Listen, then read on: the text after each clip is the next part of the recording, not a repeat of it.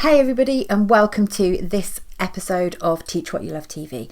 This episode we're going to be taking some lessons from the very wonderful Harry Styles.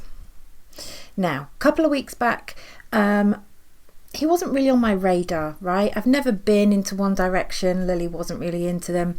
And then a couple of weeks back, about a month or so ago, his new album dropped and Lily was playing it and I was like, this is good. And since then it's been kind of on loop, right? So if you haven't checked out his new album, go and have a listen. And in a fit of spontaneity, I was like, he's in Manchester in the next week or so, should we go and see him? So spontaneously, is that even a word? Spontaneously, that's the word. We booked tickets to go and see it, and he was bloody phenomenal, right?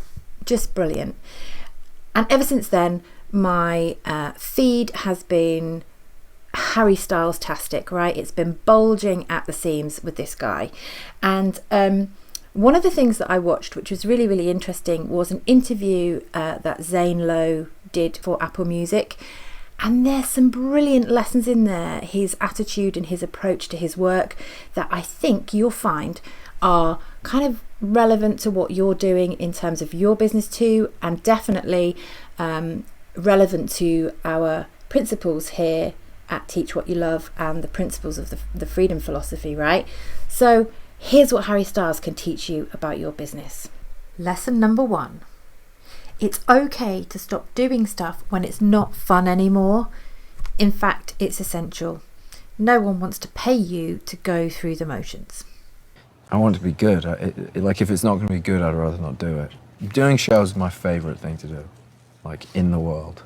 And it's really easy to be like, you know, when it stops being fun, I'll just stop doing it.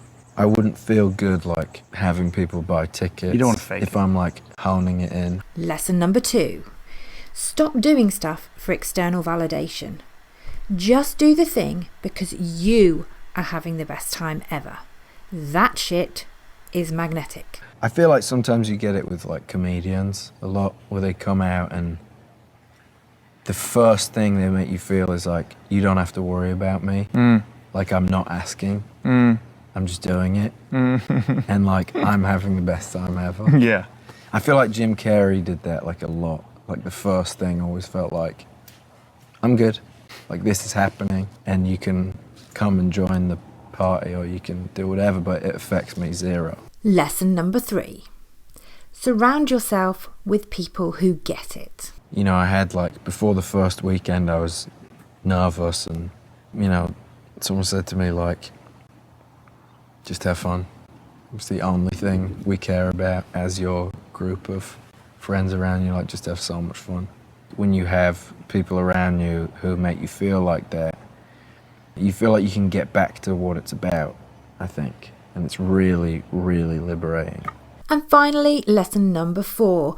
Uncertainty doesn't have to be bad. In fact, sometimes the best stuff can come from just getting stuck in and seeing what happens. What was your instinct when they asked you to do it? Did you want to run? I think my instinct usually is like, that's too scary, so I'm probably going to say no. Yeah.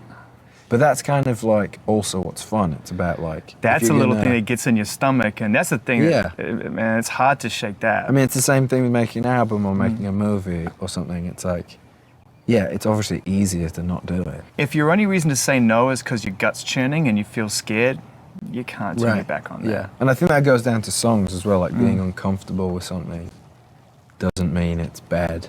You know, it's funny, it's like the songs that when I wrote them, they kind of made me so uncomfortable because I was like, I don't know if I don't really know what it is. Like, I can't tell if I love it or if I hate it.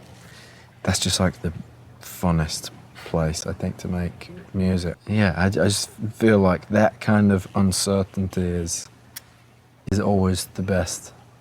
Clearly, he's one of us. So if you're watching Harry, you are welcome in the Freedom Philosophy family at any time you want.